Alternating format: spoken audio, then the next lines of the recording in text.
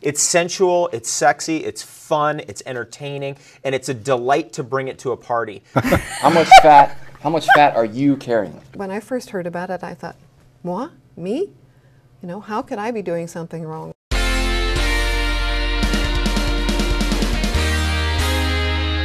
If you're a chocolate fiend like me, this is the show for you today.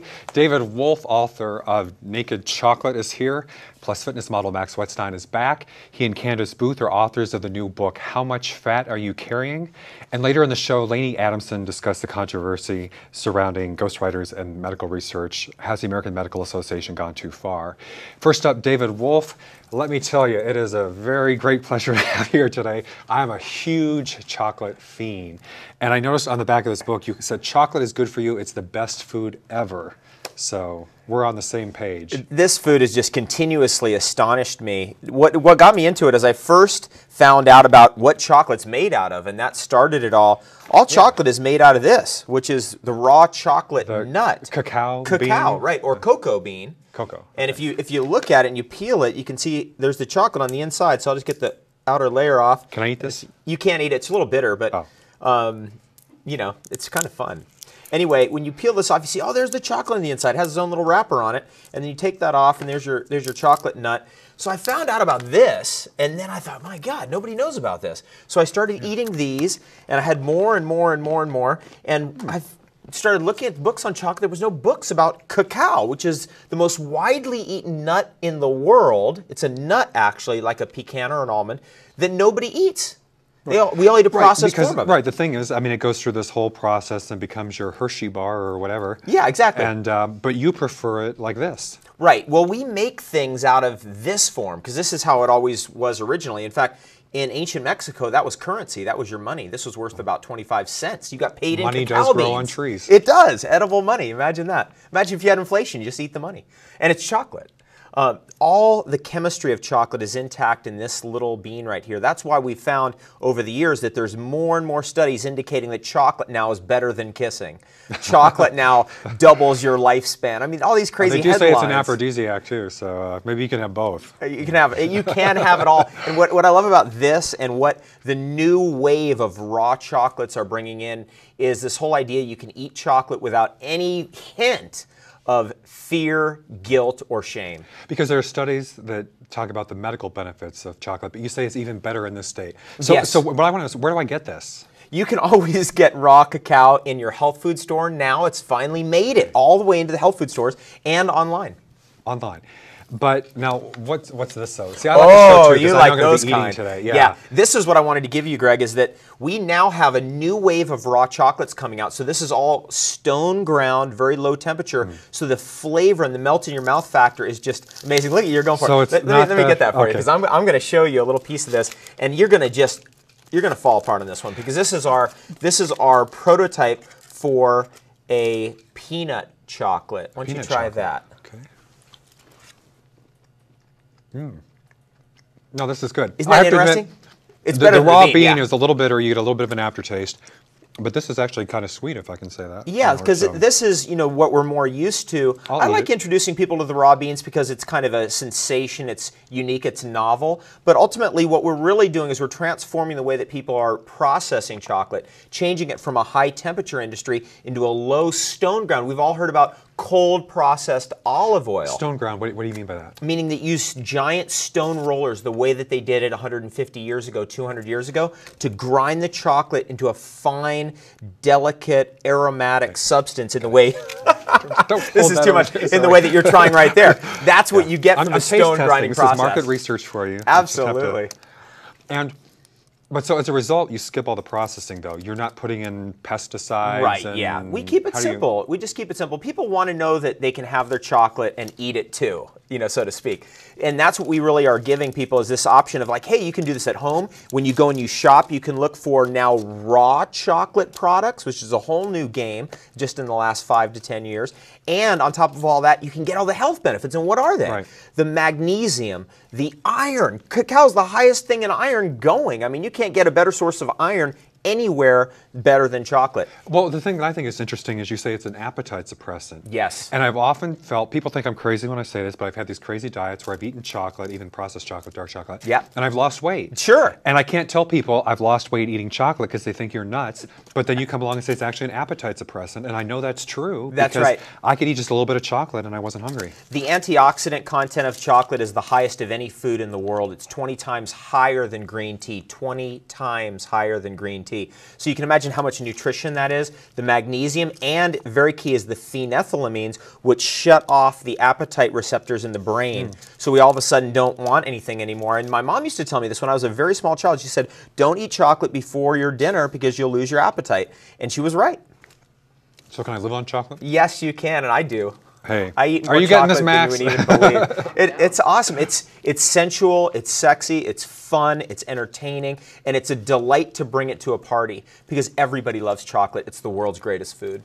I can tell you like it too. So how much do you eat? How many of these Oh, do you eat every day? I eat about, in a year, about 50 pounds 50 of chocolate pounds. in a year. The average American is somewhere around 11 to 12 pounds of chocolate a year. By the way, I want to say, in your book, you said that Switzerland has the highest average. This is a Swiss T-shirt. I just came back from Switzerland, so I had a great time in Switzerland and Swiss chocolate. Yes. But you say the Swiss actually eat the most amount on average? In the world, it's about... Except for you, not counting you. Not you counting blow me. the I mean, average, on but, average, they're somewhere between 17 and a half, 18 and a half pounds so now per person per year. You're 2.5 Swiss people. Yes, exactly. Well, I'm so far into chocolate. I'm a chocolatier. I'm in, my chocolate lab making this stuff all the time. You can't help but taste this stuff. It's part of the fun. So now, is this the staple of your diet? Yes, it is. This is mostly what you eat? Yes, it is, because chocolate is the most nutritious food in the world. That's what we're finding out. That's what all this research is actually telling us. That's what it's all pointing to. And I'm so far ahead in the research, because that's all I do is I study chocolate, that it's like, well, I'm not missing the boat here. I'm on the boat. And what I'm doing is I'm actually taking advantage of what we're discovering, and that is our specific needs in a stress-filled environment are met by chocolate. It helps to build up our stress They are met by defense chocolate, let me tell you. shield. Yeah, it's Well, and the thing that perfect I for like our about- kind of culture. I've often said I could go the rest of my life and never eat a steak and I wouldn't miss it. But it's hard for me to go a day without chocolate. Yeah. And when I eat it, I don't have the cravings because I eat it and then I lose the weight. But is it addictive? Because I miss it when I don't eat it. What do you think? I've been more addicted to things like macadamia nuts. Chocolate is, I guess it's somewhat addictive, but a lot of it's a nutritional thing, meaning that a lot of times women will crave chocolate because they need the magnesium that's in it. And so is that really an addiction? No, I think that's nutrition, mostly. Okay. I like that way of thinking. Yeah. But now, I realize this is different because you're processing it or not processing it, but you always hear that dark chocolate's better than white chocolate. So if you're going to eat regular processed chocolate, is it better to go for dark chocolate, than milk chocolate? Yes, or it something is. like that? Yeah, actually, the darker it is, the better the antioxidant content. Another challenge is that the milk fats actually can block the antioxidant uptake. So we always want to go away from the milk chocolates, really towards the dark chocolates. And if we can, we want to get that percentage of cacao to be higher and higher. We see this now. We see the 60% cacao, the 70%, and the 80% cacao bars on the market. There have been studies that say that it can help lower blood pressure? Yes, high right. Blood pressure? Yep, it's incredible for your cardiovascular system. It helps to make the internal part of your cardiovascular system slippery so we don't get the buildup of the cholesterol and the calcium. And so actually what's been found is when they studied groups of people and found that individuals who were eating large amounts of chocolate, they would not die from a heart attack. And that's really impressive research. There's a lot of research on this now. In addition to that, protecting your skin because of the antioxidants. You can be out in the sun all day with chocolate. You get all those antioxidants actually coming through into your skin, protecting you from UV radiation. Pretty impressive. Well, let me tell you, this has made a major change here. I'm going on the chocolate diet after this. So, well, I really appreciate it. I just want you to know that this is all staying. I'm keeping all this. That's all for you. Fantastic. David Wolfe, the book is Naked Chocolate. Thank you very much, Greg. David. It's been a pleasure. I'm serious. I'm keeping all that. We'll be right back.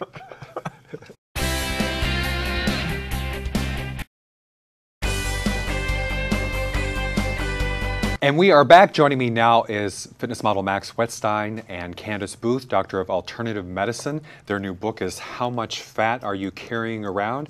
Great to have you back again today, Max. Good to be back. One more time. Nice to meet you, Candace. Gregory. Now, I have to say, this is Max and mom of Max. Yeah. You're his mother. I am. So we've had his iguana on, now we've had his mother on. I know. The whole family. The lizard was a big hit. And so fitness and health runs in the family here. You're studying holistic or natural? Well, I actually have a longer background because I was vice president over 72 health clubs for 20 years. Oh, wow. While he was growing up. So this is where he gets it from. Yeah, yeah. Yeah, and my So- father was a pro football player and owned a few gyms too. So. I didn't know that. Yeah, yeah. Now I knew he's a pilot. Wow, now so Yeah. much is coming out today. Yeah. Yeah, And I'll find out more about the lizard too, probably. yeah, oh yeah. Who's not here today. Spike's ready to come back on anytime. So this book is The Ultimate Fat Loss Guide for People Who Are Sick of Diets. By the way, you saw that chocolate segment? Oh yeah, I'm living down. on chocolate from now on. I'm And sorry. I we wanna are be a big chocolatier. proponents of dark chocolate. It's Shake my part of my hand. eating Okay. program. Are you? Yeah. I like your mom. Yeah, yeah. that's- You can't take chocolate away from ladies. You cannot. So. Yeah, and we're looking for the more organic 70% cocoa. Yeah. So I don't know if sometimes I put some raw chocolate in my cereal. I get some flakes. I don't know if it's the same Oh, company Cocoa or Puffs not. or something, huh? But your point in this book is you say it's not just about losing weight, it's about losing fat. Yeah, it's all And- about fat loss. Fat loss. But you have you call it a holistic approach. So Yeah, what does body, that mean? mind, How is spirit. it? Body, mind, spirit. So what does that mean? How does this work? Well, it's a whole lifestyle in there. It's not just a diet. We're talking about exercise, sleep, engaging your mind. We're just giving you so much more than a typical I diet. found my lifestyle. I'm sorry, it's chocolate. Yeah. But okay, go on. I'm sorry. Yeah. Yeah, so but you have to exercise. There's no calorie counting. There's no products calorie counting. Yeah, no products you have to buy. No, we don't eliminate any food groups, but you do have to exercise. And it's a high metabolism program that we teach in there. Yeah, we're going to fire up So- your metabolism and restore your physiology back to its optimum. Now, this is almost as attractive as the lizard, but what is this thing that we've got sitting here on the cover? That's an anatomically correct 5-pound blob of human fat, and we're just trying to show you 5 there. pounds? Yeah, Yeah. how much volume Yeah. 5 Are pounds you takes. so if you're 5 pounds overweight, then you're saying that. Well, That- except that's a lot that's a to be carrying concentrated blob, yeah. And there's a lot of disease connected with that much fat in a given place in the body. Yeah, we're not just concerned with being skinny, Yeah. we're looking at your overall health. I mean, that same sort of fat can cover your abs subcutaneously, or the internal visceral belly fat is going to lead to systemic inflammation and sickness and disease. And unfortunately, a lot of the weight loss programs that are circulating today in the marketplace have to do with just plain weight loss. Weight loss. And then people are not losing fat, they're losing muscle. So skinny is not necessarily healthy. So Because we're there have been concerned some about that. studies, well, Dr. Lewis in the 5 by Diet was saying, that like even if you're 1 pound overweight, his argument was more that just the skinnier the better, or as long as you're not overweight. But Yeah. you're saying, but it's more than that. You really think, though, that you need to have. Well, we've uncovered some clinical studies saying that it's okay if you're moderately overweight as long as you're active As and long as you're exercise. active. Yeah. But even if you're skinny, if you have a sedentary lifestyle, then you could still be very unhealthy. Yeah, So- and because I'm in the field of alternative medicine, natural health, and that's what I do for a living, I'm very concerned with the kind of calories people are getting in terms of earning the calories. If you're going to eat the fats and the sugars that are wrong, make sure you've got it in your lifestyle to burn them off, utilize them so they're not breaking down and storing as sugar and then as fat in the body. It's Yeah. so easy to gain the weight. It's so much harder when you realize there's 3,500 calories in a pound of fat. That's a lot to have to pull off. So this is like 15,000 calories or more? 3,500 Yeah, exactly. calories. Yeah. But I noticed in the book you say that there's a connection between stress and belly fat. What's the connection between stress and belly fat? Yeah, there's a lot of buzz about that lately. It just turns out that, there's a lot of internal fat that stores on your omentum organ, but it turns out that has a higher level of cortisol receptors. So when you're chronically stressed and running around in fight or flight mode, you tend to store more fat there. And that's the same type of fat that's also releasing all these immune stimulating reactions and all this systemic inflammation. It's also making you insulin resistant and prone to prediabetes. And we know that fat stores a lot of toxins. That's where most of your toxins are stored in your body, is in your body Well, and I fat. noticed in So- Dr. Lewis in his book as well that he was Yeah. talking about the fact that, again, he said belly fat was the problem. And if you got the tire around the middle, that's really a problem. And I'm really sucking it in while we're talking. I Yeah. just want you to know. But, Well, I've noticed it but with my that's- type 2 diabetics because it does mess up with the insulin. So that's why it's really easy to come off diabetic medication if you can follow a holistic fitness program, exercise is so much a part of helping type 2 diabetics come off medications. Are you able to do that? Because I've been telling my father, in case Dad, you're watching this show, that his type 2 diabetes would be less severe if he would lose the weight. It's, you know, it seems simple to say to a type 2 diabetic, stop eating sugar, but in reality, Dad eats everything. I know. In reality, it seems that it's very difficult for people. But the fitness component, getting them to exercise, seems to be one of the biggest components for helping type 2 diabetics come off their medications. Yeah, it's all relative. I mean, Yeah. to some people, just Yeah. walking can be exercise. Yep. But exercise is important to us too, because that's what's going to drive your resting metabolism, preserve your muscle, and it's muscle that gives you that lean, tight, and toned appearance that looks good. You know, being skinny doesn't necessarily look good. So, Well, I mean, look, yeah. there's not too many women that would agree with Yeah, that, but yeah. it's true. Right, It's I guess really for true. guys it's a little I bit know. different because Yeah. guys always go for the muscle. Yeah. But yeah, it's, I mean, if you had to choose being fat and being skinny, I think I'd take skinny. But True. yet if you could take skinny versus athletic, I think you'd go for more Absolutely. athletic. Yes. You say there are 9 roadblocks that a lot of people encounter, losing weight or Yeah. losing fat. Yeah, I mean, just emotionally, stress, just sedentary lifestyle, just common factors. Learning to eat to satisfaction, not to fullness, doing the 5 to 6 small meals a day. Satisfaction, not fullness. Right. When are you satisfied? Well, you have a little chemical in your brain that will tell you that unless you just overeat all the time and shut that chemical down. Did you tell him when he was growing up that don't leave any food on your plate? No. It'll help the starving kids in Africa? I know, Oh, I yeah, know. I never figured that out, I'm the a real rationale. proponent of don't eat things you don't like. There's enough healthy stuff out there that tastes good. And the taste buds are important. I don't teach people to eat stuff they don't like. So Yeah, there's even plenty in of my healthy food choices program, that taste great. right. So. And you said the small meals Well, throughout 5 the to day. 6 small meals a day, grazing, so that you're not Grazing. eating 3 big heavy meals a day that you can't burn off. The average person is not utilizing those calories, especially if they're sitting at a sedentary desk job all day. And that's really So- important in keeping your metabolism stoked and revved up. It's just grazing and snacking and kind of eating all day long. Just And then don't you're ever not overeat. starving, and you're not So, having the high and low blood sugar drops, which drive a lot of people to eat a lot of sugar. Yeah. So the brain does go through a drop in the afternoon, especially if you had a lot of starch or carbohydrates in the middle of the day.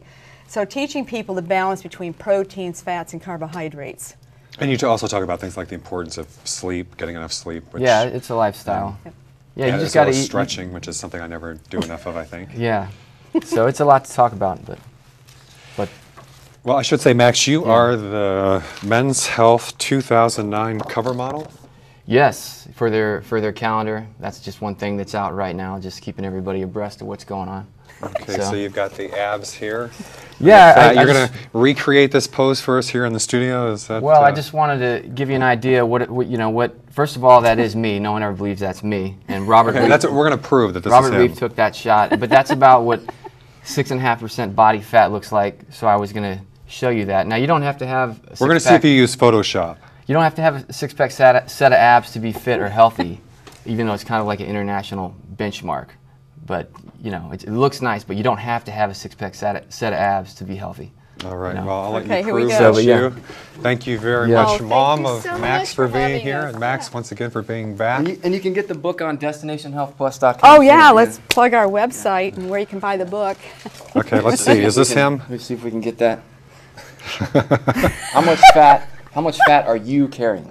We'll be right back. Excess. Thank you.